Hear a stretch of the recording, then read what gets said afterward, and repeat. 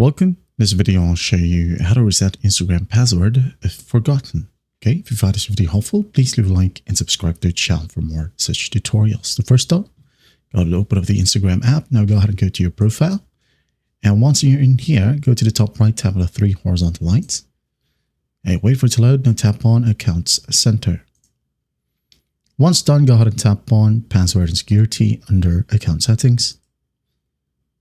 Now go ahead and tap on Change Password. And here select your Instagram account. Now go ahead and tap on Forgot Your Password. Okay. Once you tap on it, it will give you a notification that an email was sent to the email that is tied to your Instagram account. Okay. Now go ahead and open up that email and it will redirect you to this exact page. Now just go ahead and type down your new password. Type down the new password again. And then just click on Reset Password. Wait for it to load. And once it loads, you'll be logged back in to your Instagram account. And that is it.